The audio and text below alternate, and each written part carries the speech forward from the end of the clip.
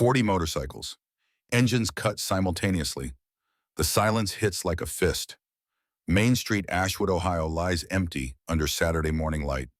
Doors locked. Curtains drawn. The kind of quiet that comes before storms or after funerals. Marcus Cross dismounts his Harley Road King with the deliberate calm of a man who has walked toward danger more times than away from it. 47 years old, gray threading through dark hair.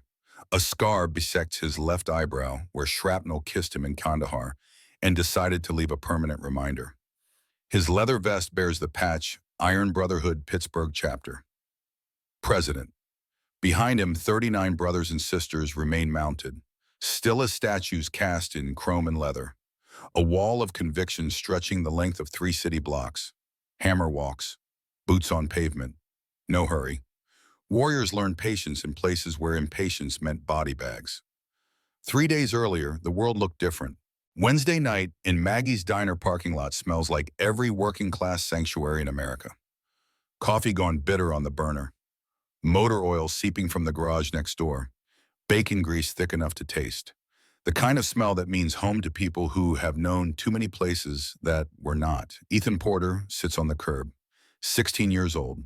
Headphones over his ears, not because he hears the music, but because he feels the bass vibrate through his skull and chest. Deaf since birth, the world reaches him through touch and sight, and the bass frequencies that punch through bone. His sketchbook lies open across his knees. Superheroes mid-flight, bikers astride massive machines, warriors defending the helpless. The fantasies of every kid who has ever felt small. Dog tags hang around his neck. Silver worn smooth by 10,000 anxious touches. Sergeant Daniel Porter, United States Marine Corps. His father. Past tense for 7 years now. The clock on his phone reads 8:47. Mom's shift ends at 9. 13 more minutes of sitting alone in parking lots while she saves other people's lives because saving lives pays $11 an hour plus the tips that never come. Ethan does not hear Brandon Cole approach. Being deaf means surprises arrive without the courtesy of warning footsteps or hushed voices plotting cruelty. Brandon Cole, 16, quarterback. Jawline that photographs well for the yearbook his father has already paid extra for premium placement. The kind of kid who has never had to choose between eating and electricity because people like him do not believe such choices exist. 3 boys trail him. Tyler with his phone already recording because cruelty without documentation is just cruelty without profit. Josh, whose father owns the car dealership. Marcus Jr., whose name carries weight because his grandfather was somebody important once. The phone captures everything. Brandon's hands shooting out to snatch the burger bag from Ethan's lap. The way Ethan's face transforms from peaceful to confused to terrified in the span of 2 seconds. Ethan's hands move in sign language. Desperate shapes in the air that mean please and give it back, and I'm hungry. But Brandon cannot read sign language and would not care if he could. Brandon holds the bag high, taunting. His mouth forms words Ethan reads on his lips. What's wrong? Cat got your tongue. The other boys circle. Wolves who have scented weakness and remembered they have teeth. Tyler kicks. Ethan's skateboard shoots into the street. The truck does not slow, does not swerve. The board explodes under wheels that weigh 3 tons and carry a driver who cannot be bothered to notice what he crushes.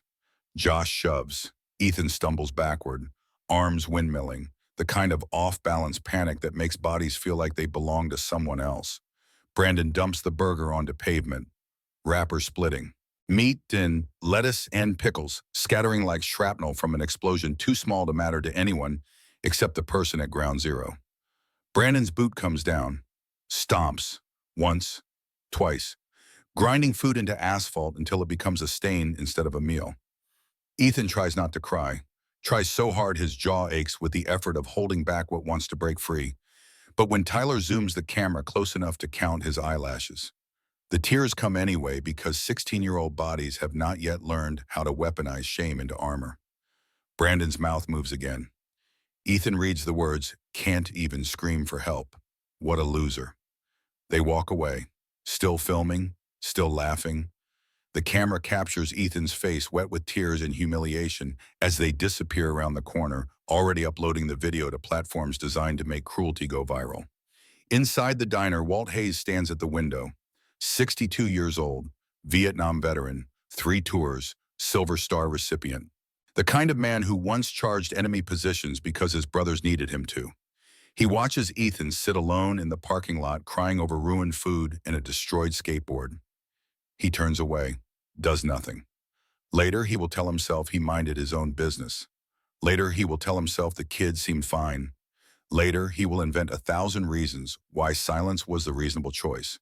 But in this moment, he simply turns away, because courage is a finite resource, and he used his allocation 40 years ago in rice paddies half a world away. The video posts at 8:53. Caption, "Silent loser can't even scream," followed by a crying, laughing emoji because cruelty needs punctuation. By morning, 200,000 people have watched a deaf teenager get destroyed in a parking lot. The algorithm has decided this content is engaging. The platform has monetized his pain at $4 per 1,000 views. Brandon Cole has earned $800 for ruining someone's night. 300 miles north. Marcus Cross wakes at 3 a.m. to his phone buzzing against the nightstand.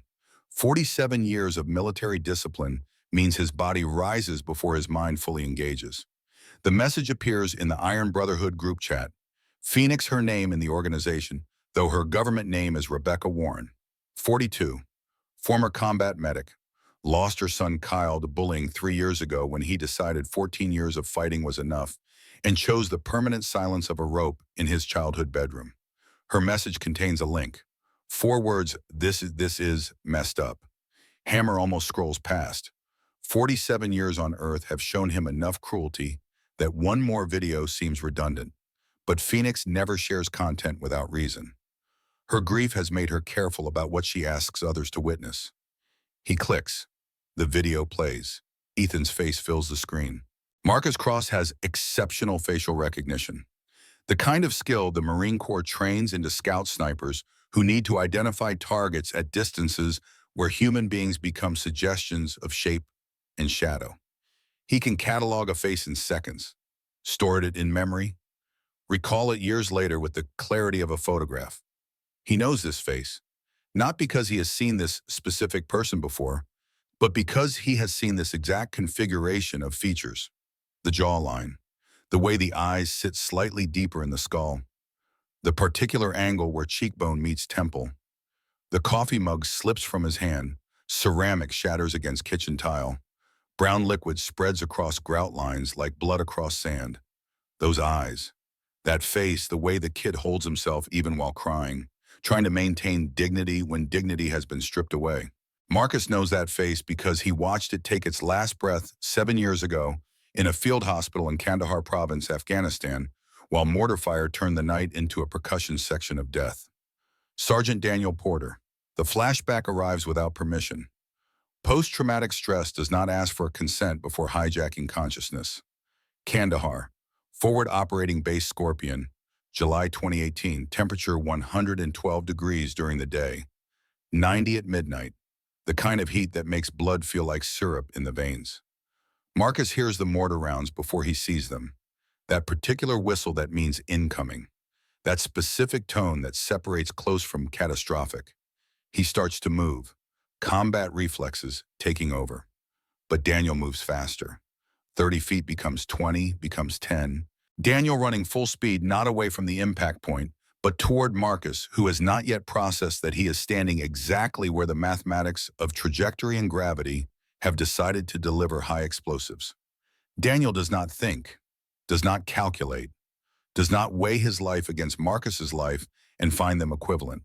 He simply throws himself horizontal, tackles Marcus, drives him into the dirt, covers his body with his own body the way fathers cover children during earthquakes or shootings or the 1,000 other catastrophes where love manifests as shield. The mortar round hits. Shrapnel travels at speeds that make sound irrelevant. Metal fragments moving faster than the human nervous system can process pain. Daniel's spine absorbs what was meant for Marcus's skull. The field hospital smells like copper and disinfectant and the particular stench of bodies opened in ways nature never intended. Medics work with the frantic precision of people who know they are losing but refuse to concede until the heart monitor makes the decision for them. Daniel lies on the table, Blood everywhere. Too much blood. The kind of volume that means organs have been compromised in ways that matter. His hand shoots out, grabs Marcus's vest, pulls him close with strength that should not exist in a body this damaged. Daniel's voice comes ragged. Each word costs something he cannot afford. My boy, Ethan, only 9. Marcus tries to interrupt, tries to promise that Daniel will survive this. Will go home. Will watch his son grow into the man he is meant to become. But Daniel's grip tightens. Promise me. Not a request, a command. The last order a dying sergeant gives to the brother he saved. If I don't make it, look out for him. Marcus wants to argue, wants to insist that Daniel will make it. That modern medicine and American determination will triumph over physics and biology and the reality of a spine shredded by metal traveling at supersonic velocities. But Daniel's eyes hold that terrible clarity that comes when the body understands what the mind refuses to accept. Promise me. The tears come. Marcus does not try to stop them. Men who believe crying makes them weak have never watched their brothers die in their arms. I promise, I swear it. Relief transforms Daniel's face. The tension leaves his jaw. His grip loosens. Tell him. His dad loved him. More than anything. The heart monitor flatlines. Medics surge forward. Paddles. Clear. Shock. The body convulses. But Daniel is already gone. Left sometime between promise and release. Slipped away while Marcus was still trying to understand how someone so alive could become so absent in the span of seconds. Marcus comes back to his Pittsburgh apartment with ceramic shards under his boots and cold coffee soaking into the grout. The video still plays on his phone. Ethan Porter crying in a parking lot while strangers laugh. 7 years. 7 years since he made a promise to a dying brother. 7 years since he stood at Daniel's grave in the rain and swore to a widow and a 9-year-old boy that he would be there for them. 7 years of phone calls that went unanswered. Christmas cards sent to addresses that no longer received mail. 7 years of telling himself they had moved on, that they did not need him, that his presence would only remind them of loss. 7 years of being wrong. Marcus pulls the red bandana from his dresser drawer, blood-stained, unwashed. The last thing Daniel wore before the mortars came. Marcus has carried it for 7 years, touched it every morning. A ritual of grief and guilt braided so tightly he cannot tell where one ends and the other begins. I broke my promise, brother. His voice sounds foreign in the empty apartment. The kind of broken that comes from talking to ghosts who cannot answer, but might still be listening.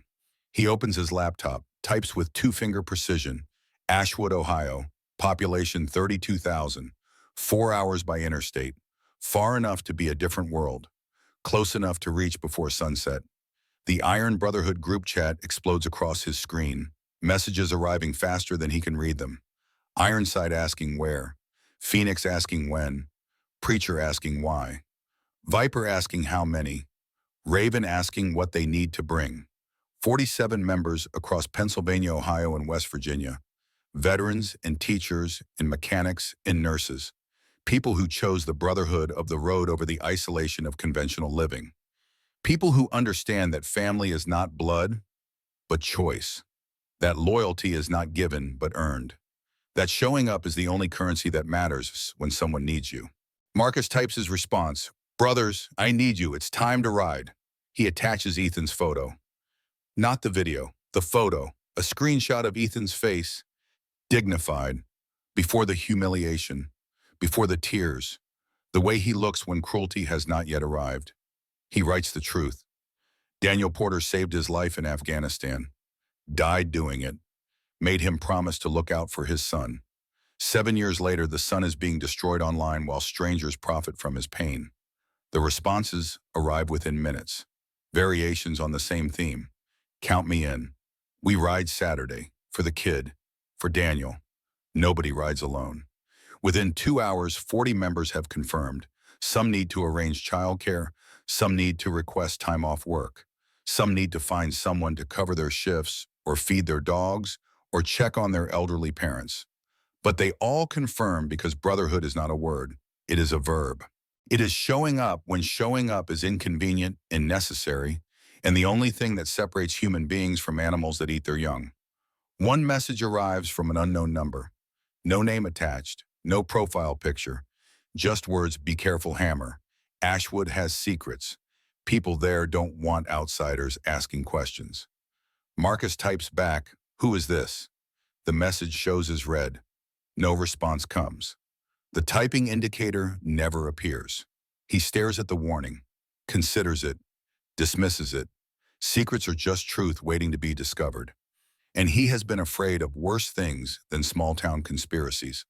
Thursday morning in Ashwood, Ohio begins with numbers. The video has reached 1 million views. The algorithm has determined that watching a deaf teenager suffer creates engagement. Comment sections fill with arguments between people who think this is entertainment and people who think this is evil, and neither group will change the other's mind because outrage has become America's primary form of community. Inside the Porter house, Ethan has not left his room in 48 hours. Rachel Porter stands outside his door, still wearing scrubs from the double shift that ended an hour ago. 40 years old, exhausted in the way that goes deeper than sleep can fix. She slides a note under the door, paper against hardwood. The sound too quiet for Ethan to hear, but the movement creates a shadow he might notice. The note says, "I love you. Dad would be proud of you." Inside the room, Ethan sees the paper appear, picks it up, reads it, crumples it into a ball, then smooths it out again, holds it against his chest. Silent tears because crying with sound is a habit the deaf never develop. His sketchbook lies open on the bed, a new drawing, himself. But the face lacks features. The body fades at the edges, disappearing, becoming transparent. The visual language of a person who believes he is vanishing. Across town, Brandon Cole sits in his bedroom staring at numbers that keep climbing. 1 million views, 12,000 comments, 8,000 shares. The mathematics of virality, the economics of cruelty. His little sister, Emma Knox, 8 years old. Autism makes verbal communication challenging, so Brandon taught her sign language, spent hours practicing. Patient, kind. The version of himself he believes he actually is, instead of the version the video proves he has become. Emma signs through the partially open door. "Why did you hurt that boy?" Brandon pretends not to see, pretends he cannot read the shapes her hands make, even though he taught her every gesture. Emma signs again. Mom's crying, Dad's drinking. Brandon looks at his sister. At the careful, deliberate way she forms each sign because her fine motor skills require concentration, most people take for granted. He taught her with love, with patience, with the understanding that communication is a gift, not a weapon. But he used those same signs to mock Ethan, twisted the language of connection into the language of cruelty, made something beautiful into something ugly because the camera was recording and his friends were watching, and being kind is not the currency that buys popularity. Emma signs one more time. "Are you a bad person now?" Brandon does not answer, cannot answer, because answering requires looking at himself honestly, and honest self-assessment means confronting the gap between who he wants to be and who he has chosen to become. His father's footsteps thunder up the stairs. Steve Cole, 45 years old, former high school quarterback, state championship 1998, blown knee ended his college prospects. 27 years of bitterness compressed into a body that still tries to fit into his Letterman jacket on Friday nights. The door slams open, Steve's face red, breath carrying the yeast smell of beer at 10 in the morning. 1 million views. Do you know what coach called me? What the boosters are saying? Brandon tries to speak, but his father is not interested in dialogue. "You embarrass this family." Steve throws the bottle, aim compromised by alcohol. The glass misses Brandon's head by 3 inches, shatters against the wall, beer and glass sliding down drywall. Lisa Cole, Brandon's mother, appears in the doorway, 43, still trying to pretend this marriage is salvageable, still trying to believe love can overcome what has clearly died. "Steve, stop." But Steve has momentum now, rage amplified by substances and disappointment and the grinding awareness that his life peaked at 17. He needs to learn. "My father taught me with his belt." Brandon interrupts. The words emerge before his brain can filter them. "Maybe that's why you're like this." The silence that follows carries violence in its potential. Steve's hand rises, fists clenched, years of frustration seeking a target. Lisa steps between them, 5'4", 130 pounds, placing her body between her son and her husband the way mothers have done since the invention of family dysfunction. Don't you dare. Steve's hand lowers, not because he has chosen kindness, but because hitting his wife in front of his son would require acknowledging he has become his father, and that particular truth is too heavy to carry while drunk. He storms out, footsteps retreating, a door slamming, an engine starting, tires on gravel. Brandon looks at his mother, at the resignation in her shoulders, the way she has learned to absorb emotional shrapnel so it does not reach her children. I'm sorry, Mom. Lisa sits on the bed, takes his hand. Her voice carries exhaustion and love in equal measure. I know, honey, but sorry isn't enough this time. Friday afternoon, Marcus Cross rides into Ashwood, Ohio with 5 Iron Brotherhood members. Advance team, reconnaissance. The military never leaves his approach even when the mission involves teenagers instead of insurgents. Small towns have radar more sophisticated than any technology. Within minutes, everyone knows strangers have arrived, leather vests and motorcycles. The kind of visitors that make gossip and concern and fear interchangeable. The porterhouse looks exactly like Marcus remembers from Daniel's funeral 7 years ago. Ranch style, single story, American dream shrunk to fit a working class budget, except now the paint peels, the garden grows wild, the gutters sag under accumulated leaves and neglect.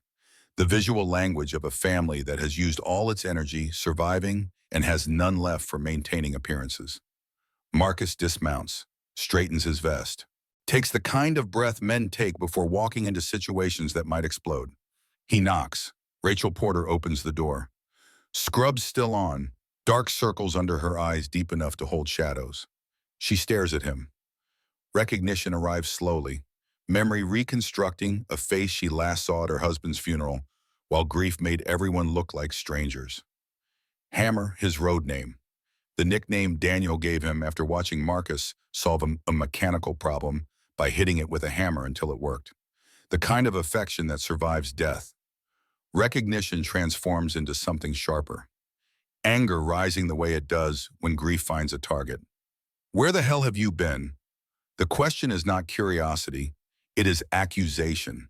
It is 7 years of absence compressed into 6 words. Marcus has no good answer, has only the truth, which is rarely good enough. I was lost. Drinking, I'm sorry. Rachel's laugh carries no humor. The bitter sound of someone who has heard too many apologies from too many men who meant well but did nothing. Daniel made you promise, didn't he, to look out for us? Marcus's surprise must show on his face because Rachel continues before he can respond. He made me promise to look out for you too. Said you'd need someone after he was gone. Guess we both failed. The truth of it sits between them. Mutual guilt. Shared failure. 2 people who promised a dying man they would take care of each other and then vanished into their separate griefs. I'm here now. Rachel's voice drops. Quiet. The kind of exhausted honesty that comes when pretending costs too much energy, 7 years late. I know, but I saw the video. Rachel, I have to make it worse, turn my son into a spectacle, bring a biker army to our quiet town. Marcus tries to explain, tries to articulate that showing up is not the same as making things worse. That presence matters. That brotherhood means nobody rides alone.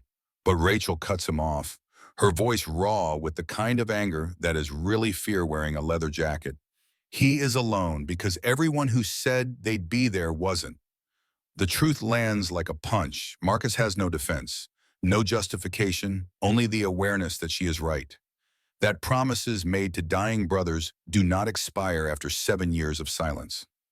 Rachel stumbles, catches herself against the doorframe, her knuckles white with the pressure required to keep vertical. You okay? Fine, just tired, double shifts. But Phoenix approaches.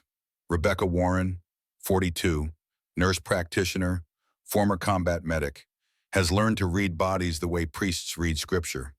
Ma'am, I'm a nurse. Are you sure you're all right? Rachel's defensiveness rises. I'm fine.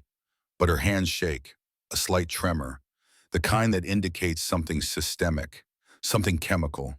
Something wrong. Phoenix and Marcus exchange the look medical professionals and combat veterans share.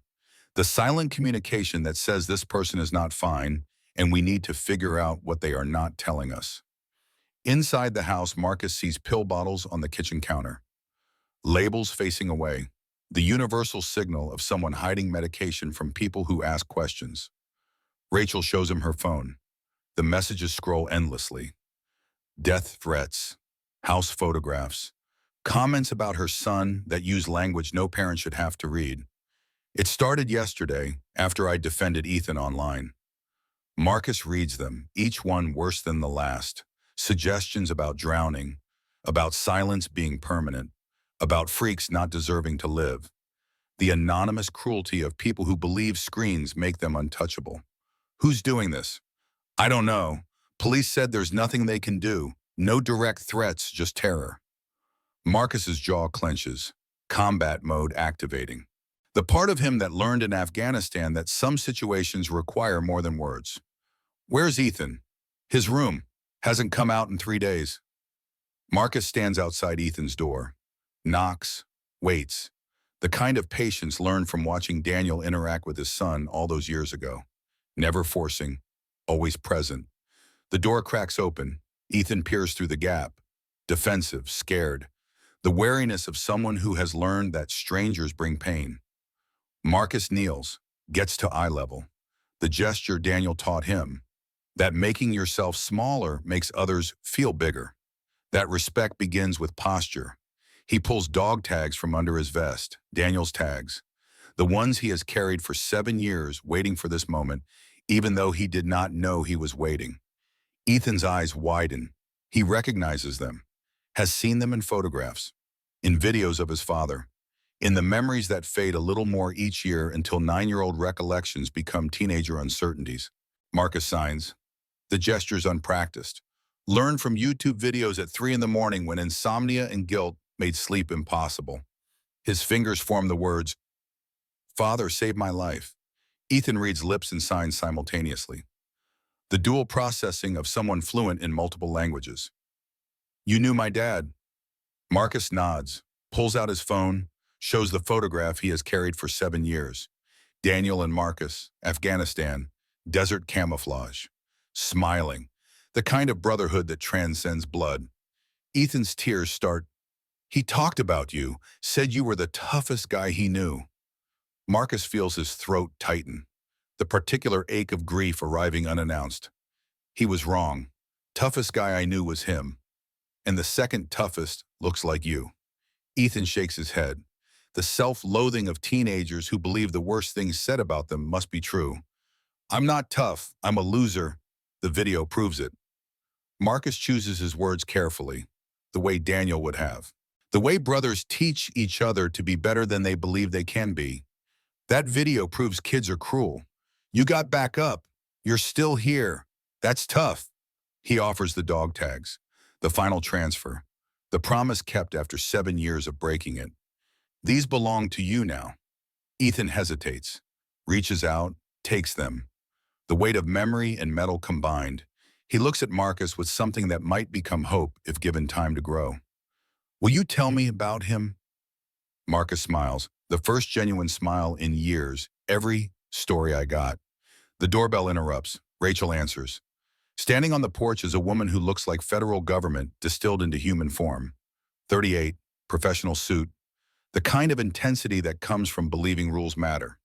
"Mrs. Porter, Agent Sarah Chen, FBI Cybercrimes Division. We've been monitoring Brandon Cole for 3 months. Rachel's confusion is visible. What Agent Chen does not waste time with preamble. Efficiency over comfort. He's not just a bully. He's part of a larger operation. His father, Steve Cole, has been running an illegal gambling ring out of the high school.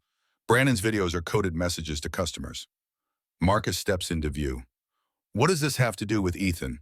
Chen's expression shifts. Recognition. She knows who Marcus is. Has probably run background checks on everyone connected to this situation. Ethan stumbled into frame of one of their transactions. Background of the bullying video. He's a witness whether he knows it or not. Phoenix understands first. So the death threats, Chen nods, are not from random trolls. They're from Steve Cole's associates. They need to silence Ethan before he can identify anyone. Rachel's legs give out. Marcus catches her. The weight of revelation and exhaustion combined. Chen pulls a photograph from her folder. Crime scene, body, water. The visual language of murder. Last witness, found in river 2 weeks ago. Ethan appears in the doorway, has been reading lips. Understanding, accumulating, I'm not going anywhere. Chen tries reason. Protective custody is the safest. Ethan signs. Hammer translates. I'm done running. I'm done hiding. Dad didn't run. I won't either. The resolve in his expression mirrors Daniel's. The genetic inheritance of courage. Chen weighs options, calculates risk, makes a decision that violates protocol, but honors reality. Then I hope your biker friends are as tough as they look. Because Steve Cole has connections to the Iron Brotherhood prison gang, and they're on their way here now. Marcus feels the familiar cold of pre-combat awareness. How many of 40? Maybe more. Ironside grins, the expression of someone who has survived worse odds. Good, even odds. Outside, the rumble begins. Not Harleys, trucks, muscle cars, the sound of violence approaching with internal combustion engines. The porterhouse transforms into a fortress within 20 minutes. Iron Brotherhood moves with the efficiency of people who have fortified positions before, in places where mistakes meant casualties. Ironside works the windows. 52 years old, Vietnam veteran, missing 3 fingers on his left hand courtesy of a grenade in the Mekong Delta. He pushes furniture against glass, creates barriers. The muscle memory of Fallujah overlaid onto suburban Ohio. Preacher checks exits, 60 years old, former military chaplain. The kind of man who prays before meals and after firefights with equal sincerity. He maps escape routes, counts doors, calculates angles the way geometry teachers wish their students would. Phoenix lays out medical supplies on the kitchen table. Trauma kit, tourniquets, quick clot gauze, chest seals. The inventory of someone who has watched people bleed out and refuses to be unprepared again. Her eyes keep drifting to Rachel, the slight tremor in her hands, the way she holds her left side when she thinks nobody watches. The pill bottles on the counter arranged with the labels facing the wall. Phoenix knows that arrangement, has seen it in patients who hide diagnoses from families who cannot handle more bad news. Marcus addresses the room, voice calm, the tone of a man who has given orders under mortar fire. No guns, we defend, we don't attack. Ajax arrives last, 25 years old, youngest member of the chapter. Marine Corps, Iraq, 2019. Honorable discharge 2021 with a Purple Heart and a prescription for medications he sometimes takes and sometimes does not, depending on whether oblivion or clarity feels more dangerous that day. They come with guns, we defend with what good intentions. His voice carries challenge. The edge of someone looking for a fight because fighting is easier than feeling. Marcus opens bags, pulls out bulletproof vests, Kevlar, level 2AA, rated to stop 9mm and .45 caliber rounds. The kind of equipment that suggests this mission was never about simple moral support.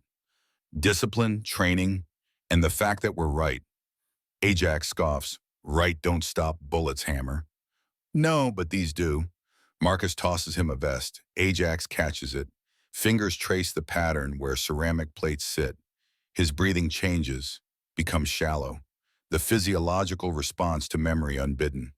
Phoenix notices, Ajax, you good? The question hangs. Axe's face has gone pale. 1,000-yard stare.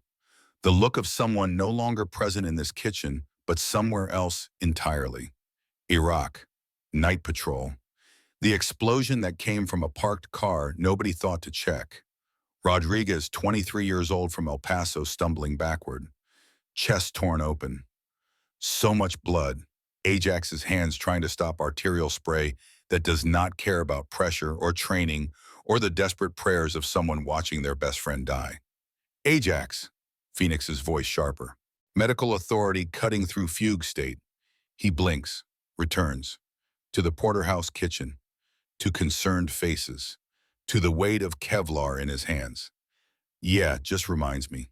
Phoenix steps closer, lowers her voice so only Ajax hears. You don't have to be here. Nobody would think less. Ajax's jaw tightens. I'm not losing anyone again. That's the PTSD talking. No, that's me talking. Rodriguez died because I froze, because I couldn't move fast enough. I won't freeze again. Preacher approaches, places a hand on Ajax's shoulder. The gesture of elders who have earned the right to touch without asking, son wanting to protect people is noble. But you can't protect anyone if you're fighting ghosts instead of threats. Ajax pulls away. I'm fine. The lie obvious to everyone. But sometimes lies are necessary scaffolding, temporary structures that hold people upright until they can stand alone. The sound arrives before the vehicles become visible. Engines, multiple. The rumble of American muscle cars and pickup trucks. The auditory signature of people who believe displacement equals power. Steve Cole leads the convoy.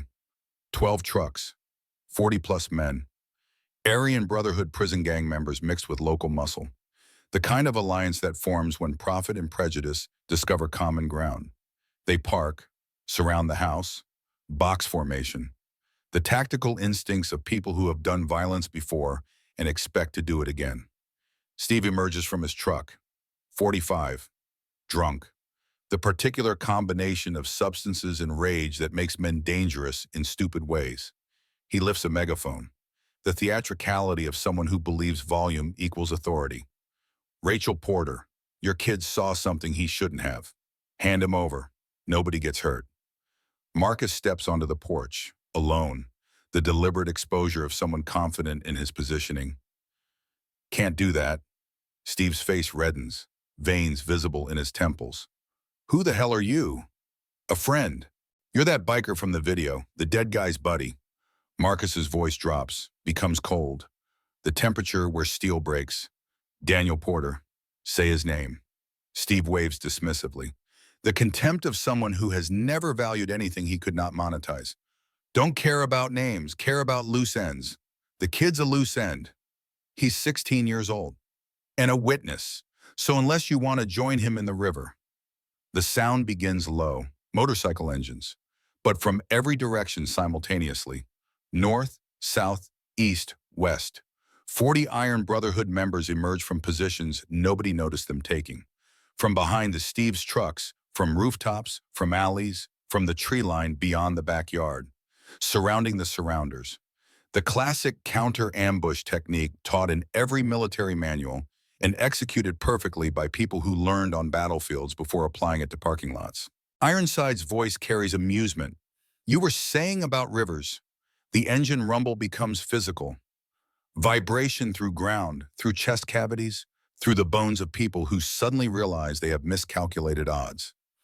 80 motorcycles idling create a frequency that triggers responses coded into DNA long before civilization pretended violence could be fully domesticated. Police sirens approach, distance closing. Steve's expression shifts, calculation replacing bravado.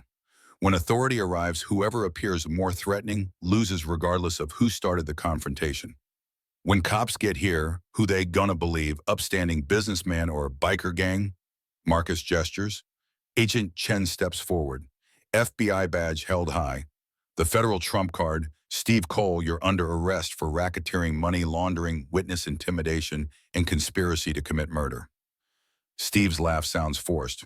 You got nothing. Chen's smile contains no warmth. 3 months of wiretaps, bank records, witness testimony, and now attempted witness intimidation in front of a federal agent. Reality penetrates Steve's chemical haze. His face transforms, fear replacing bravado. The particular expression of men who realize consequences exist. You're bluffing. Try me. Silence holds. Standoff between federal authority and criminal desperation. Then one of Steve's men breaks. Simple survival calculation. Individual risk and outweighing collective loyalty. I ain't going down for this. He runs. Others follow. Domino effect. Within 30 seconds, half of Steve's people scatter. Trucks start. Tires spin. The dissolution of alliances built on sand. Movement from one of the remaining trucks. Brandon Cole emerges, his mother Lisa beside him. 43, still trying to protect her children from their father, though protection has long since become impossible.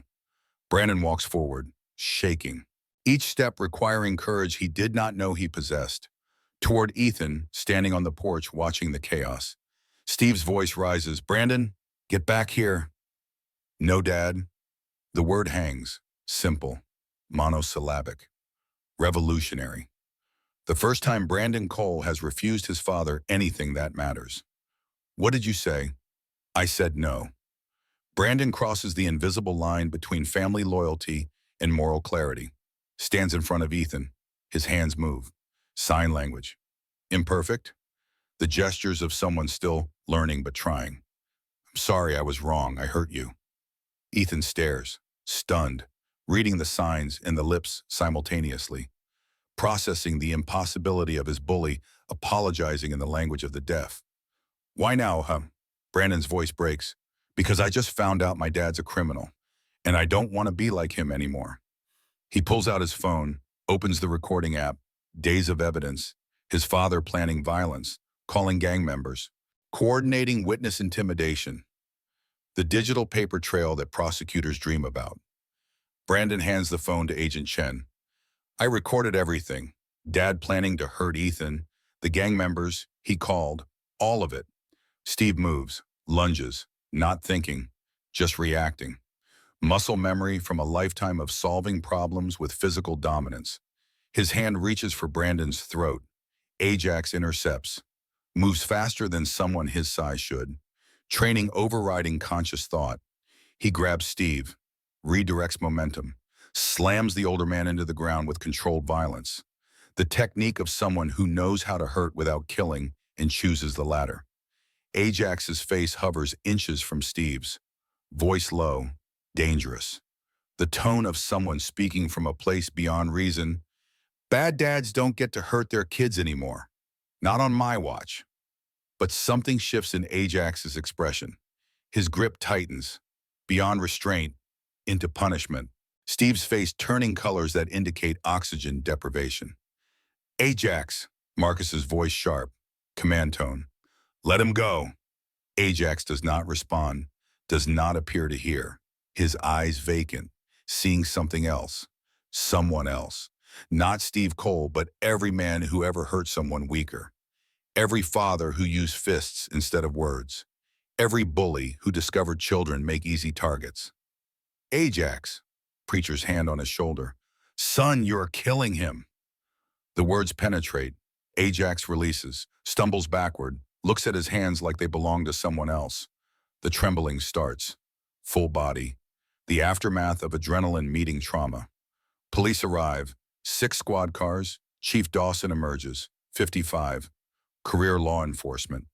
The weathered expression of someone who has seen too many situations escalate beyond control. Officers move efficiently, cuffing Steve who gasps for breath, reading Miranda rights, processing gang members who remained. The machinery of law enforcement grinding forward. Then Dawson approaches Marcus. "I'm sorry, but I need to take you all in too." Marcus's eyebrows rise. "On what charge?" "Unlawful assembly, intimidation, disturbing the peace." Agent Chen steps between them. "Chief, these men prevented a massacre." Dawson's voice carries resignation. "I have my orders." "From who?" Dawson meets Marcus's eyes, speaks quietly. The admission that cost him the mayor. He's connected to Steve, has been for years. The gambling operation, the protection money. It goes higher than one angry father. The revelation settles. Corruption deeper than individual criminal enterprise. Systemic, institutional. The rot that happens when power concentrates and nobody challenges it. Marcus's jaw clenches. So we save a kid from a murder plot and get arrested while the people who enabled it go free. "I have a pension, a mortgage, 3 years until retirement." Phoenix's voice cuts through. "And we have honor. Guess we know which matters more." Dawson begins reading Miranda rights to the Iron Brotherhood. Professional. By the book. A man following orders he knows are wrong because pension and mortgage and the weight of middle age make rebellion expensive. Rachel starts to protest, but movement from the gathering crowd interrupts. Walt Hayes approaches. 62, Vietnam veteran, carrying 7 years of guilt for watching Ethan get bullied and doing nothing. Chief, you arrest these people, you'll have to arrest me too. Dawson turns, Walt, don't. I saw what happened at my diner. I did nothing. These people came 300 miles to do what I should have done. So if they're criminals, so am I. Another voice, female.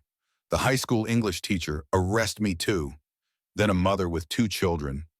And me, a shop owner, a nurse, a mechanic. Voices multiplying, townspeople stepping forward, forming a human barrier around the bikers. The spontaneous resistance that happens when ordinary people decide ordinary decency matters more than ordinary fear. Within minutes, 50 townspeople create a wall between law enforcement and the Iron Brotherhood.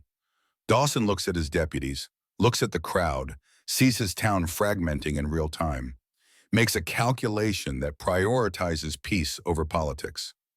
Everyone go home, Steve screams from the patrol car. You're letting them go, I'll have your badge, Dawson. Dawson ignores him, addresses Marcus. But you and your people need to leave town by morning. We will, after the ride. What ride? Marcus's voice carries the weight of promises kept and debts honored. Tomorrow, Main Street, we're doing what we came for. Night settles over Ashwood. Iron Brotherhood camps in the Porter Yard and surrounding street. Tents appear, small fires, the temporary village of people bound by choice rather than geography. Ajax sits alone at the edge of the encampment, away from the fires, away from the voices, wrapped in darkness that feels safer than light. Marcus finds him there. Want company? Ajax shrugs. Marcus sits anyway. The companionship that does not require permission. I almost killed him, but you didn't. Only because you stopped me. Ajax's hands shake. He shoves them into pockets. You see it, I wasn't there anymore. I was back in Iraq. And Steve wasn't Steve. He was my old man, or the insurgent who killed Rodriguez, or every person who ever made me feel powerless. Marcus waits, knows sometimes the only gift is listening. The therapist says PTSD makes your brain confuse past and present. Says I'm not broken, just wounded. But it feels the same. It's not. Ajax looks at him. How do you know? Because broken things can't heal. Wounded things can. Takes time. Takes help. But it's possible. The silence stretches. Not uncomfortable. The kind that exists between people who understand that some truths require space. Thanks for stopping me.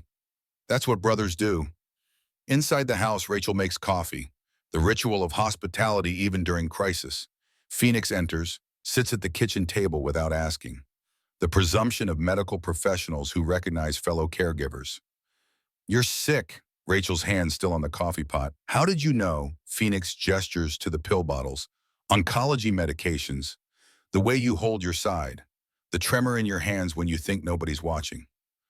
Rachel turns, faces her stage 2 breast cancer, diagnosed 6 months ago. Does Ethan know? No, and he can't, not yet. He's already lost his father. If he thinks he's losing me, the sentence dies. Because finishing means confronting possibilities that feel too heavy to carry. Treatment plan. Rachel's laugh bitter, can't afford it, insurance denied the claim, appeals take months. Meanwhile, I'm working double shifts to keep the lights on and watching cells multiply that I can't stop. Phoenix's professional mask slips, shows the grief beneath. There are programs, organizations. The VA has, I've applied to 12, waiting lists, red tape. Nobody says no directly. They just make you wait until it's too late to matter. She pours coffee, hands shaking enough that some spills. Phoenix takes the pot from her, finishes pouring. The small kindness of someone who understands that accepting help is harder than giving it. I lost my son 3 years ago. Phoenix's voice quiet. Kyle, 14. Bullied for being small, for being sensitive, for not fitting the shape other boys thought he should. One day he decided he was tired of fighting. Rachel reaches across the table, takes Phoenix's hand. I couldn't save him. I was a nurse, a mother, and I couldn't save my own child. The tears come, not dramatic. Just the quiet leaking of grief that never fully stops, just learns to coexist with ordinary life. That's why I'm here, Wyatt, I'll do whatever it takes to make sure Ethan survives, because maybe if I save him, I can forgive myself for not saving Kyle. They sit in shared understanding. Two mothers, two different losses, the same fundamental wound of loving someone you cannot protect from the cruelty of existence. We'll figure out the treatment. Phoenix wipes her eyes, professional mode returning. The Brotherhood has connections, fundraising experience. We've helped veterans with medical bills before. Your family now, that's not negotiable. I barely know you. You're Daniel's wife, Hammer's friend. That makes you ours. Brotherhood doesn't have fine print about minimum relationship duration. Rachel starts to protest. Phoenix cuts her off. Don't argue, just say thank you. The command given gently. Rachel smiles despite everything. Thank you. Outside on the porch, Marcus sits alone, staring at the street, at the tents, at the brothers and sisters who answered his call without hesitation. The weight of leadership settling heavier than Kevlar. The screen door opens. Rachel emerges, sits beside him. They share silence for a moment, the comfortable kind that exists between people who have been through crisis together. Thank you for all of this. Marcus shakes his head. I'm 7 years late, but you came. Should have come sooner. Should have stayed in touch. Should have, Rachel interrupts. Should have is the past tense of guilt. Daniel used to say that. Marcus almost smiles. Sounds like him. The night sounds fill the space. Crickets, distant traffic, the normal soundtrack of suburban evening that continues regardless of human catastrophe. Rachel turns to face him. Can I tell you something about before what? Before Daniel. Marcus waits, senses this confession carries weight. His welcome home party, 2009. I got there early to help set up. You walked in wearing dress blues, Marines, all sharp edges and controlled power. Like you'd stepped out of a recruitment poster, but somehow more real. Marcus's brow furrows, trying to remember details from 14 years ago. Everyone else at that party was performing, playing roles. The proud veteran, the grateful civilian, the supportive friend. But you just existed, comfortable being exactly who you were despite the scars, despite the weight you carried that everyone could see but nobody acknowledged. She pauses, gathers courage. I was going to ask for your number. Spent 20 minutes rehearsing how to sound casual while my heart hammered like a war drum. Marcus stares at her, the revelation recontextualizing history. Then Daniel arrived, late as always, with that enormous grin that made every room brighter just by his presence.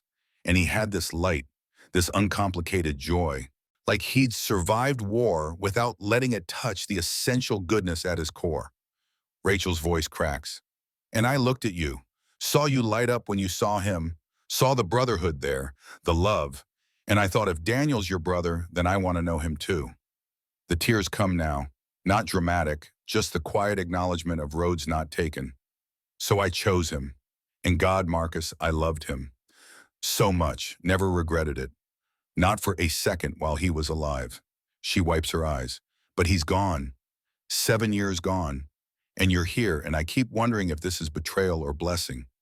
If wanting you dishonors his memory or honors the fact that he loved us both and would want us to find comfort. The honesty hangs between them. Vulnerable, dangerous, possible. Marcus takes her hand carefully. Like she might break. Daniel and I talked once, in Afghanistan, about what to do if one of us didn't make it. He made me promise to look after you and Ethan. But he also said something else. Rachel waits. He said if anything happened to him, I shouldn't let grief become my whole identity. Said life's too short to spend it alone out of loyalty to the dead. Marcus's voice roughens. I didn't understand then. Thought he was being morbid. But now I think he knew. Knew how I looked at you, even when I tried not to. Knew what I felt and gave me permission before I knew I'd need it. They sit close, not kissing, not embracing, just hands clasped and possibilities acknowledged. I'm sick, Rachel whispers. I know. Phoenix told me. I might not survive treatment. You will. You can't know that. Marcus turns to face her fully. No. But I can choose to believe it. And I can be here every step, every appointment, Every moment you're scared or sick or convinced this is the end. Wipe out. Because Daniel saved my life. And the best way to honor that is to protect what he loved most. You and Ethan. That's not obligation. That's choice. About them. Rachel leans her head against his shoulder, the first real physical contact. The acknowledgement that comfort matters more than propriety. After I'm healthy, after treatment, after Ethan's stable, can we actually try? Marcus presses his lips to her hair. I'll be here however long it takes. Promise. The word carries more weight than it should. More history.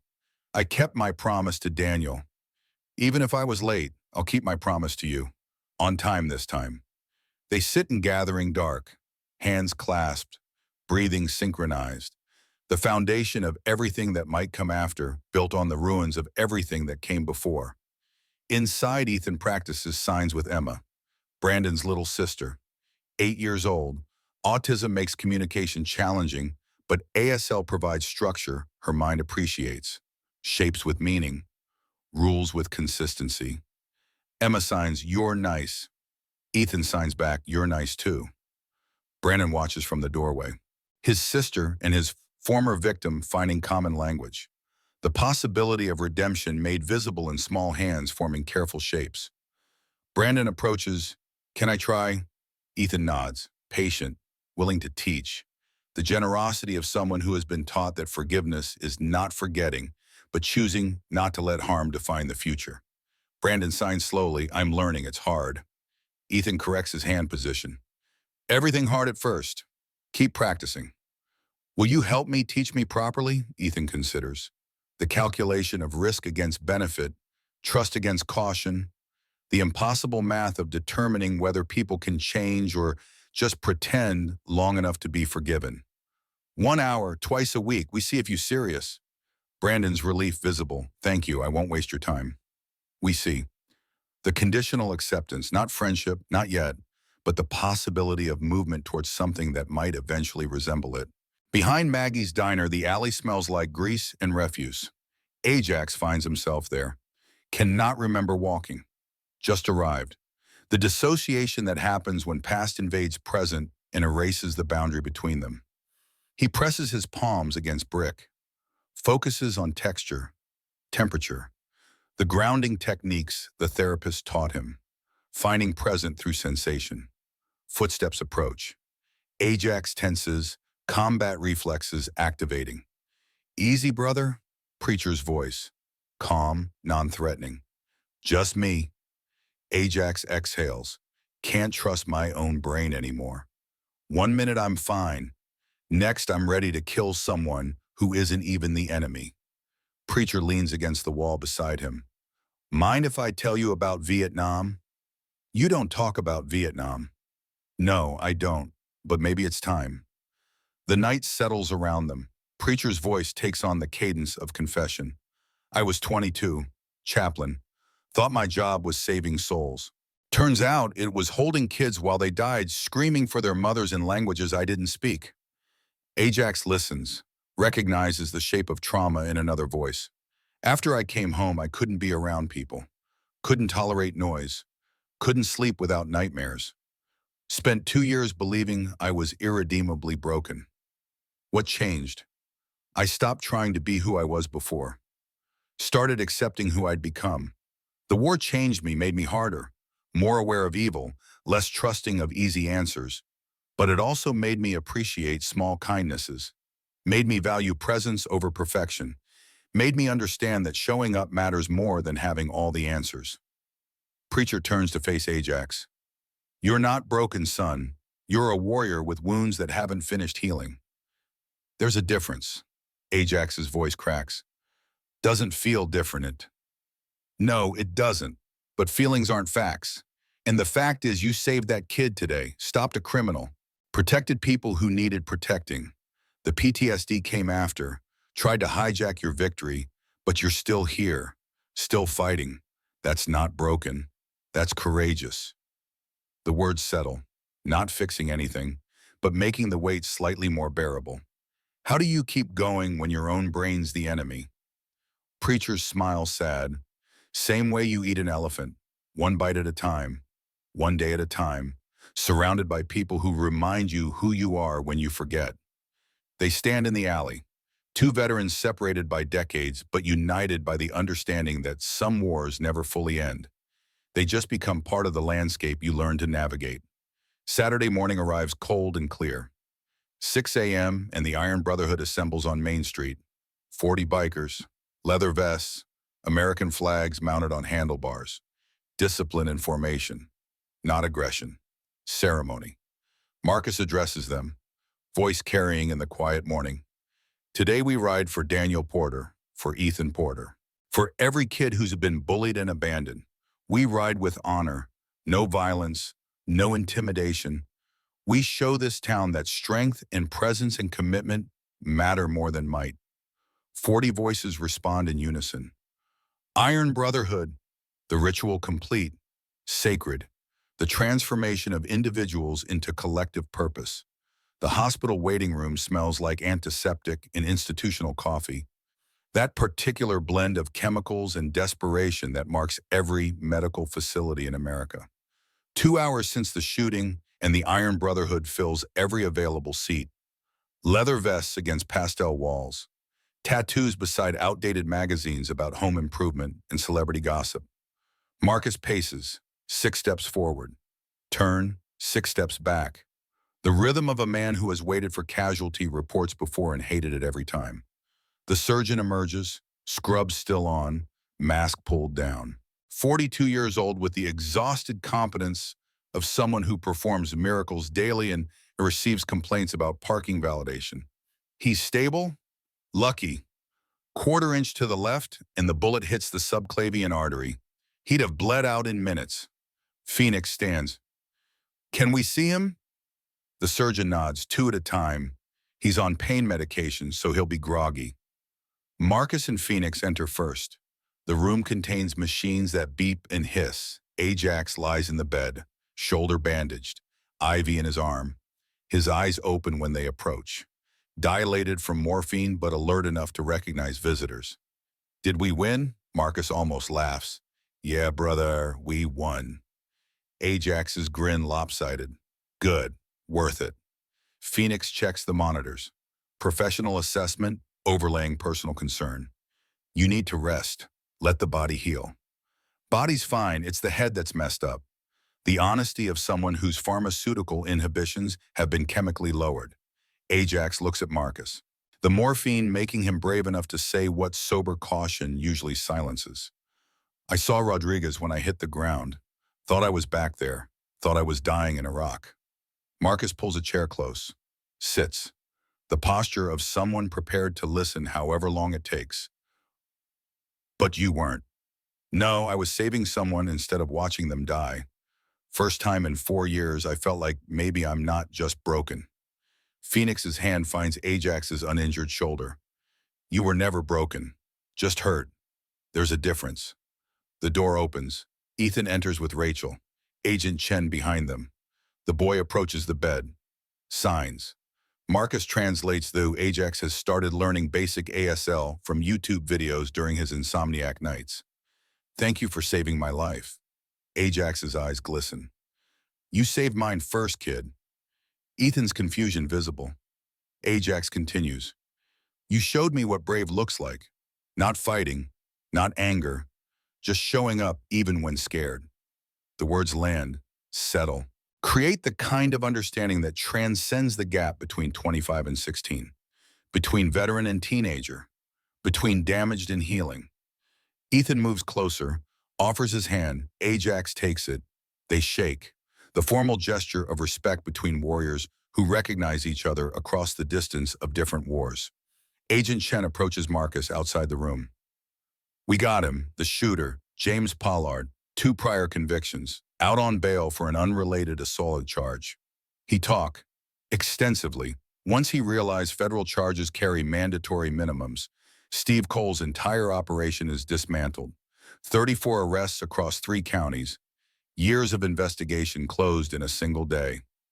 Marcus leans against the wall, the exhaustion of adrenaline crash arriving to now that immediate danger has passed. The kid's safe. All threats neutralized.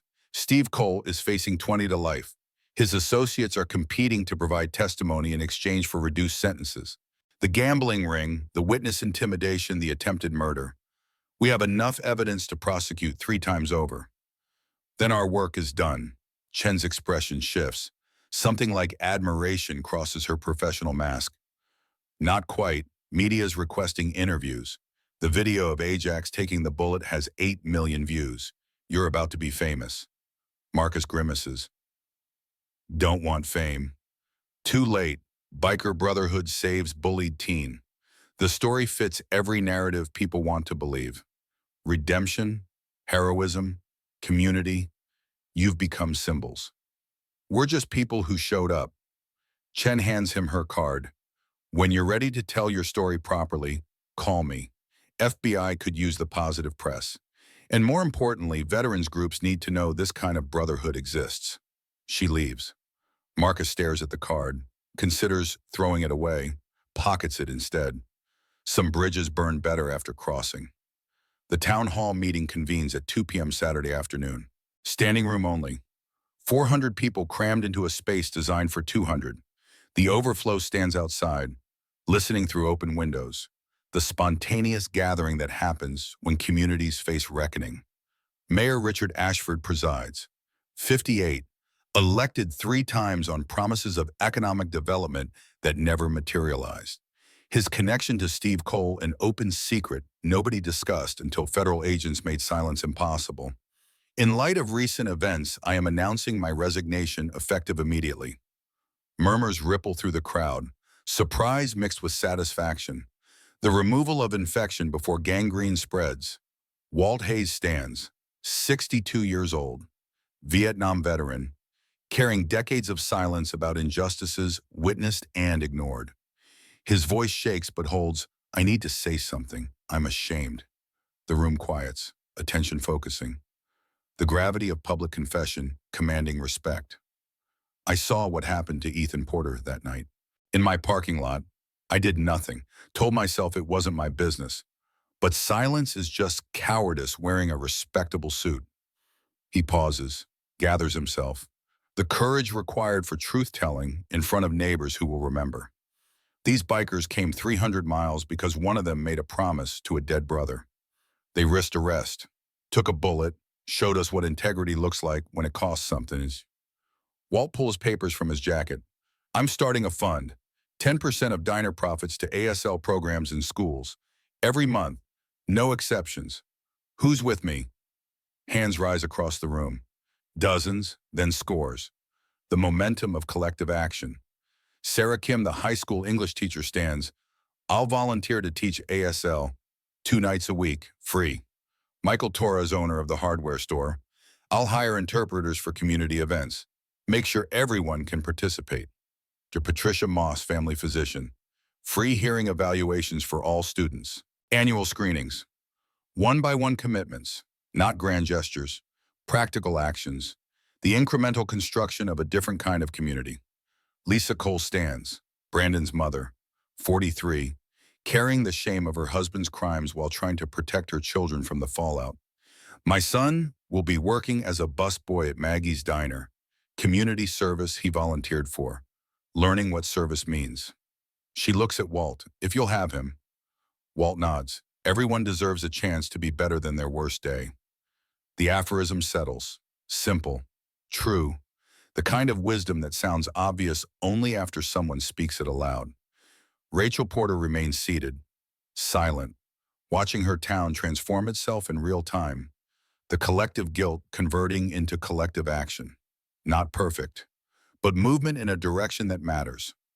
After the meeting, Walt approaches Marcus outside. I was wrong to stay silent, to do nothing. Marcus studies the older man, sees the weight of regret. You're doing something now. That's what matters. Thank you for showing me what courage looks like. Marcus shakes his head. You're a Vietnam veteran. You know courage. Walt's expression shifts. I knew combat courage. You taught me a harder kind, the courage to face yourself. They salute each other, brothers across generations and wars. The recognition that heroism takes many forms and the hardest battles happen in mirrors. Evening settles over Ashwood. The Iron Brotherhood prepares to leave Sunday morning. One more night camping in the Porter Yard and surrounding streets, the temporary village that formed around a promise about to disperse back into individual lives. Rachel finds Marcus on the porch, sits beside him, the comfortable silence of people who have been through crisis together. Phoenix told me about the GoFundMe. Marcus does not look at her, keeps his gaze on the street. Wasn't my idea. Phoenix organized it. Ironside promoted it. Preacher got churches involved. $250,000 in 48 hours. People are generous when they see real need. Rachel's voice breaks. Marcus, I can't accept. You're Daniel's wife, Ethan's mom. That makes you family. Brotherhood means taking care of family. The financial impossibility that was killing her has been solved by strangers on the internet moved by a story about bikers and bullied teenagers. The mathematics of viral altruism. Johns Hopkins called. They're offering full treatment, scholarship program. I start next week. Marcus finally looks at her. Good. Daniel would want you healthy for Ethan. Rachel studies his profile. The scarred eyebrow, the gray in his beard, the weight he carries that has nothing to do with muscle and everything to do with promises kept too late. When I'm better, after treatment, when Ethan's stable. She does not finish the sentence. Does not need to. The implication clear. The possibility of something more than shared grief and obligation. I'll be here. Promise, the word hangs, heavy, loaded with 7 years of broken promises and new commitments. I kept my promise to Daniel. I'll keep my promise to you. They sit in the gathering dark, not touching, not speaking, just present, the foundation of everything that might come after. Inside the house, Ethan practices signs with Emma, Brandon's little sister, 8 years old. Autism makes communication challenging, but ASL provides structure her mind appreciates. Shapes with meaning, rules with consistency. Emma signs, "You're nice." Ethan signs back, "You're nice too." Brandon watches from the doorway, his sister and his former victim finding common language. The possibility of redemption made visible in small hands forming careful shapes. Brandon approaches, "Can I try?" Ethan nods, patient, willing to teach. The generosity of someone who has been taught that forgiveness is not forgetting, but choosing not to let harm define the future. Brandon signs slowly, "I'm learning. It's hard." Ethan corrects his hand position. "Everything hard at first. Keep practicing." "Will you help me teach me properly?" Ethan considers. The calculation of risk against benefit, trust against caution. The impossible math of determining whether people can change or just pretend long enough to be forgiven. 1 hour, twice a week. We see if you serious. Brandon's relief visible. "Thank you. I won't waste your time." We see. The conditional acceptance.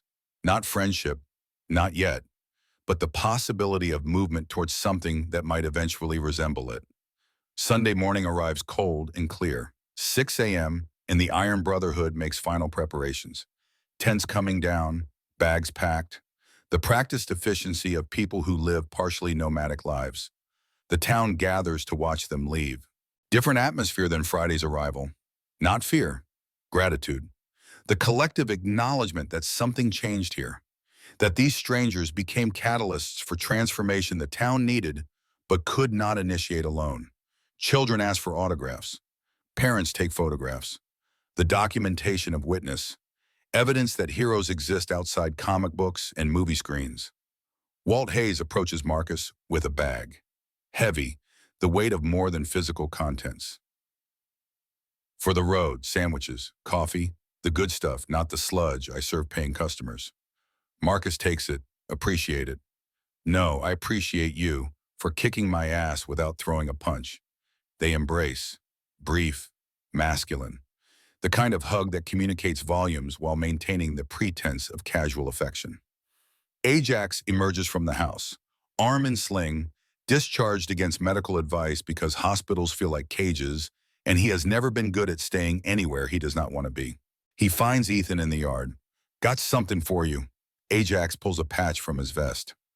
Iron Brotherhood prospect patch, the entry-level insignia for someone considering the life but not yet committed. "You're too young to ride now, but when you're 18, if your mom approves." You come find me. I'll teach you. Ethan takes the patch, holds it like scripture, I will. Promise, promise, Riz. Ajax grins, good. Brotherhood needs people who keep promises. They embrace. The height difference comical. Ajax 6'2", Ethan 5'8", and still growing. But the bond transcends physical dimensions. Forged in violence, cemented in survival. Rachel approaches Marcus for the final goodbye. Public, witnessed by hundreds. The constraint of audience making intimacy impossible. Thank you for everything. Thank Daniel. I'm just 7 years late keeping his mail. Rachel laughs, the sound genuine for the first time in weeks. He'd be proud of you, of this. He'd be proud of Ethan. Kid's got his father's spine. They stand awkward, the space between them charged with history and possibility. Marcus moves first, pulls her into an embrace. Brief, appropriate for public consumption. But his words whisper against her ear, I'll call. Every week. Check on you both. I'd like that. They separate, professional distance reasserted, but something has shifted, acknowledged if not yet fully realized. Marcus turns to Ethan, kneels one final time.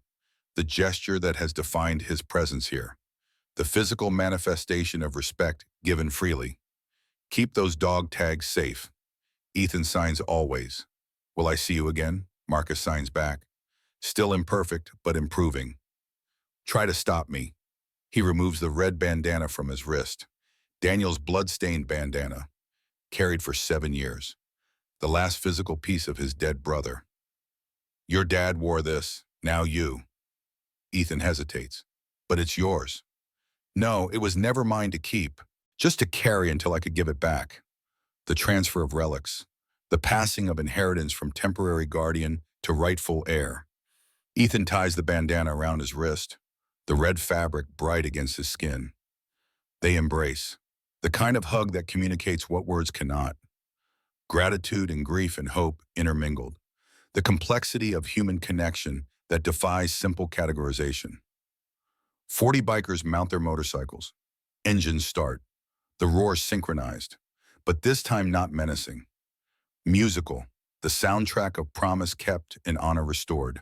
They ride out in formation, 2 abreast, perfect spacing, the discipline that transforms individuals into collective force. The town lines the streets, waves, cheers, documents the departure with phones held high. As the last motorcycle disappears around the corner, Rachel finds Walt watching. Think they'll come back? Walt smiles. Count on it. People like that don't make promises they don't keep. The weeks that follow bring change. Not revolutionary, incremental. The kind that accumulates until one day you notice the landscape looks different. Brandon works at Maggie's Diner, 30 hours a week, bussing tables, taking orders, learning what service means when nobody cares about your last name or your father's money, learning that dignity exists in every job performed well regardless of social hierarchy. An elderly woman asks him, "Can you hear me, son?" "Yes, ma'am." "Then you're luckier than you know. Don't take it for granted." The reminder lands. Brandon thinks about Ethan, about the ease of his own life compared to the obstacles others navigate daily, about privilege invisible until someone points it out. Ethan returns to school. Different reception this time. Students who ignored him before now nod in hallways, some from genuine remorse, some from social calculation. The awareness that the weird deaf kid has powerful friends who rode 300 miles changes the mathematics of bullying. The ASL program launches. 40 students enroll first semester. Sarah Kim teaches basics. Ethan serves as assistant, correcting pronunciation that does not exist, adjusting hand positions. Patient with mistakes because he understands learning languages requires humility and persistence. Brandon attends every class, sits in front, takes notes, practices at home with Emma. The sisters become his motivation. Teaching Emma gives him purpose. Learning from Ethan gives him penance. The twin engines of redemption. Rachel begins treatment at Johns Hopkins.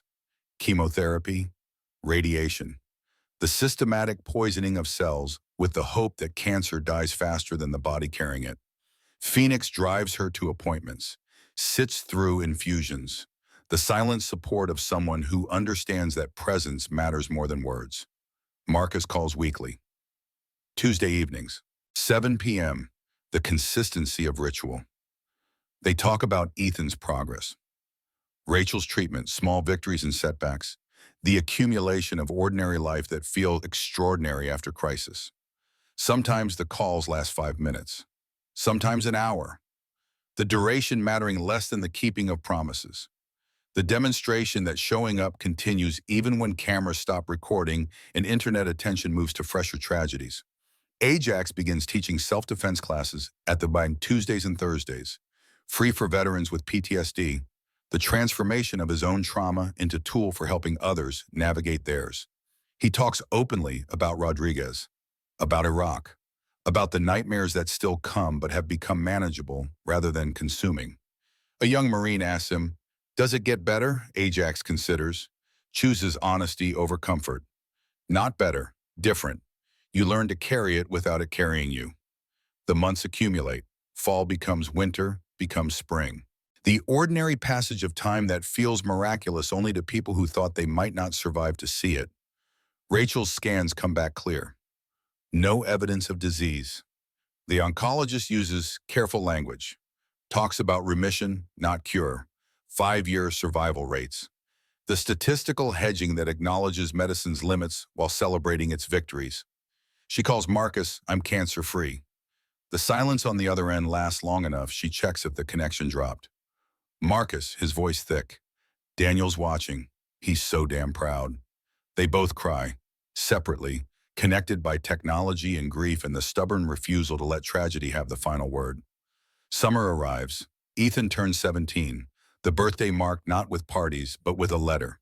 Acceptance to Gallaudet University, full scholarship, the premier institution for deaf education in America. Rachel finds him reading the letter for the 5th time. "You earned this." Ethan signs, "No, we earned this. You, Mikut." Hammer. Everyone who showed up. The wisdom of someone who understands achievement is rarely individual, that every success carries the fingerprints of people who helped even when help went unacknowledged. The year following the shooting, Ajax returns to Ashwood, brings the full Iron Brotherhood, not for crisis, for anniversary, the ritual acknowledgement that what happened here matters enough to commemorate. They ride Main Street again, slow, dignified, stop at Maggie's Diner. Walt serves them breakfast, free, the gesture reciprocated from a year ago. The recognition that generosity creates cycles, not transactions. Brandon serves their table, confident now, comfortable in this role. He signs to Ethan across the diner, "Happy to see you." Ethan signs back, "Happy to see you too." Not friends exactly, but something. The relationship that forms between people who have hurt each other and chosen the harder path of reconciliation over the easier path of avoidance. Years pass. The ordinary progression that makes history. The accumulation of days into semesters, into graduations, into new beginnings. 5 years after the shooting, Ashwood High School graduation ceremony fills the football field. 300 students, 5,000 attendees, the ritual celebration of completion and commencement. Ethan Porter stands at the podium, 21 years old, confident, wearing his father's dog tags, Marcus's red bandana, the inheritance of memory made visible. He speaks and signs simultaneously. The bilingual presentation of someone fluent in multiple modes of communication, his deaf accent present but comprehensible, the result of years of speech therapy not to hide his deafness, but to expand his options for connection. 5 years ago, I was bullied, humiliated, broken. I wanted to disappear, but 40 people I never met rode 300 miles, not to fight, to show up. They taught me that strength isn't violence, it's presence, that nobody should ride alone. The crowd listens, silent, attentive. The respect given to speakers who have earned their platform through survival rather than purchased it through privilege. Today I graduate with honors. I'm heading to Gallaudet University for graduate studies in ASL linguistics. But more importantly, I'm announcing the Daniel Porter Memorial Scholarship Fund for deaf students pursuing higher education. Because my father taught me through the people who loved him that we show up for each other. Always. Standing ovation. The kind that comes from genuine emotion rather than social obligation. People rising because they want to, because the story matters, because Ethan Porter represents the possibility that trauma does not have to be terminal. In the audience, Rachel sits beside Marcus. 5 years of friendship that has become something more. Not married, not yet, but together in the way that matters. Supporting Ethan jointly, building the life Daniel would have wanted for his family. Rachel's hand finds Marcus's. Their fingers intertwine. Public acknowledgement of what has been private reality for years. The relationship built on foundation of shared grief that is transformed into shared hope. Phoenix sits 2 rows back. Beside her, the framed photograph of Kyle, her son, gone but not forgotten. She watches Ethan and sees what Kyle might have become if the world had been kinder. If someone had shown up for him the way 40 bikers showed up for Ethan. Ajax sits in the back row, still uncomfortable with crowds, still battling the PTSD that never fully retreats, just becomes more manageable. But present, because showing up matters, because Ethan asked him to come, because brotherhood is not convenience, but commitment. Brandon Cole sits with his mother and sister, his father absent, still serving his sentence. 23 years, eligible for parole in 7. Brandon writes him monthly. The letter's awkward, stilted, but consistent. The demonstration that forgiveness does not require forgetting, but does require trying. Brandon has changed. Community college, social work degree, plans to work with at-risk youth, the transformation of guilt into purpose, the alchemy that converts shame into service. Emma sits beside him, 13 now, still autistic, still using ASL as her primary communication. She signs to Brandon, "I'm proud of Ethan." Brandon signs back, "Me too." After the ceremony, Maggie's Diner hosts the celebration. Table 9 reserved, the permanent plaque installed 3 years ago, reserved for Iron Brotherhood. Always. Walt Hayes older now, but still serving coffee, still remembering the night he did nothing, and the morning he decided to do something, serves 40 bikers and their guest of honor. Ethan sits surrounded by people who showed up, who kept showing up, who demonstrated that heroism is not one dramatic gesture, but the accumulation of small choices to be present when presence is difficult. Marcus stands, raises his coffee cup. The room quiets, attention focusing. 5 years ago, I came to this town to keep a promise to my brother. Thought I was coming to save his son. Turns out Ethan saved me, saved all of us, reminded us why we ride, why we wear these vests, why brotherhood matters. To Daniel. 40 voices to Daniel. The ritual complete. The acknowledgement that absent friends remain present in the lives they shaped and the promises they extracted. Later that evening, the Iron Brotherhood prepares to ride home. Temporary goodbyes. Not permanent, never permanent, because they return every year. Anniversary ride. Memorial to Daniel. Check-in with Ethan. The maintenance of bonds that distance cannot dissolve. But this year, something different. Ethan emerges from the diner wearing a leather vest. Not full member. Prospect. The entry status. The demonstration of commitment to begin the journey toward brotherhood. He straddles a motorcycle. Used Harley Sportster. Not powerful. Appropriate for beginners. Purchased with scholarship money because education matters, but so does the ritual of learning to ride. Marcus approaches, "You ready?" Ethan signs and speaks, "Born ready." 41 motorcycles line Main Street. Ethan at the back. Proper position for prospects. Learning by following. Observing. Absorbing the discipline that transforms individuals into collective force. Engines start. The roar familiar now. Comforting. The sound that means family in its most chosen form. They ride towards sunset. Highway stretching. The American landscape of small towns and open road. The geography of possibility. Marcus thinks about Daniel. About promises kept and debts honored. About the mathematics of brotherhood that defies economic logic. About showing up for people who cannot yet show up for themselves. His voice carries over the engine noise, talking to ghosts who might still listen, talking to brothers who definitely do. "We did it, brother. Your boy's not alone. None of us are." That's what brotherhood means. Not perfection, presence, not rescue, recognition, not saving people, showing them they're worth showing up for. 7 years late, but I kept my promise. He's riding with us now. You'd be proud. Hell, Daniel, I'm proud. Not of me, of him, of what he became despite everything, of what we all became by choosing to be there. Some debts can't be paid with money or apology. Only presence, only time, only the stubborn refusal to let distance or difficulty or the ordinary friction of life make us forget what matters. People matter. Promises matter. Showing up matters. That's the only currency that counts when everything else fails. And brother, it's the only currency worth having. The sun drops below the horizon. The sky transforms. Orange, pink, purple. The daily miracle that happens regardless of human drama. The reminder that beauty persists, that hope survives, that tomorrow arrives whether or not we believe we deserve it.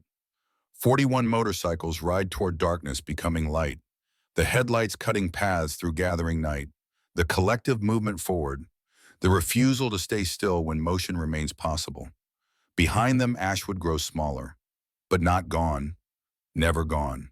Because some places mark you, change you, become part of the story you tell about who you are and why that matters.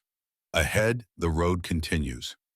Miles of asphalt connecting cities and towns and the spaces between where most of America actually lives, where ordinary people face extraordinary challenges, where showing up becomes heroism because so many choose its opposite. The Iron Brotherhood rides, not to save the world, just to show up for the small corners of it they touch. One kid at a time, one promise at a time, one ride at a time. Because brotherhood means nobody rides alone. Nobody gets left behind. Nobody faces their darkness without someone willing to sit in it with them. That's what Daniel Porter understood, what he taught through dying, what Marcus learned through surviving, what Ethan discovered through suffering, what 40 strangers demonstrated through showing up. The lesson simple, revolutionary, accessible to anyone willing to choose presence over convenience, commitment over comfort, other people over self-protection. Showing up is 90% of everything. The other 10% is staying, even when staying is hard, especially when staying is hard. The motorcycles disappear into distance, taillights becoming stars. The constellation of chosen family moving across American night, heading home, carrying stories, planning return. Because this is not ending. This is rhythm, the cycle of departure and return that defines community in motion. The pattern that transforms strangers into family, geography into home, promises into legacy. Somewhere in the darkness, Ethan Porter rides. 17 years old, deaf since birth, orphaned at 9, bullied at 16, graduate at 21, prospect in the Iron Brotherhood. His father's dog tags bounce against his chest. Marcus's bandana tied around his wrist. The physical reminders of men who showed up, who kept showing up, who taught through presence what words could never adequately communicate. He feels the motorcycle vibrate beneath him, feels the wind against his face, feels the weight of belonging that comes not from blood, but from choice, from people who decided he mattered, who demonstrated that decision through action rather than announcement. Behind him, 40 brothers and sisters who chose him. Ahead, the road continuing. Inside him, the knowledge that he no longer rides alone, will never ride alone again. Because that is what brotherhood means. Not perfection, presence, not forever, just today and tomorrow. And the accumulation of days until lifetime becomes legacy, until individual becomes collective, until one becomes 41, becomes hundreds, becomes the kind of movement that changes how people see each other and themselves. The night swallows them, the darkness that is not ending, but transition. The space between today and tomorrow, where transformation happens quietly while the world sleeps. And somewhere in heaven or memory, or the part of consciousness that survives death, Sergeant Daniel Porter watches his son ride, watches his brother keep his promise, watches strangers become family, watches the ripple of one sacrifice extend outward across years and miles and lives. He smiles, the expression of someone who understood that death is not the end of influence. That love persists, That promises kept echo forward through time, affecting people who never met the person who made them. His son rides with his brother. His wife heals beside the man who saved her family. His town transforms because 40 people chose presence over apathy. Some debts can only be paid in blood, but some debts can only be paid in showing up. Day after day, year after year, the ordinary heroism of presence sustained. That is the debt Marcus Cross paid, the debt the Iron Brotherhood continues paying, the debt that Ethan Porter will pay forward to the next person who needs someone to show up. The motorcycles ride on, into darkness, toward light, the eternal cycle of endings that are really beginnings, of departures that promise return, of goodbyes that mean see you soon rather than forever. And the road continues, always continues, waiting for the next person brave enough to ride it, waiting for the next story to unfold, waiting for the next demonstration that humanity at its best is not complicated or expensive or impossible, just present, just willing, just showing up, always showing up.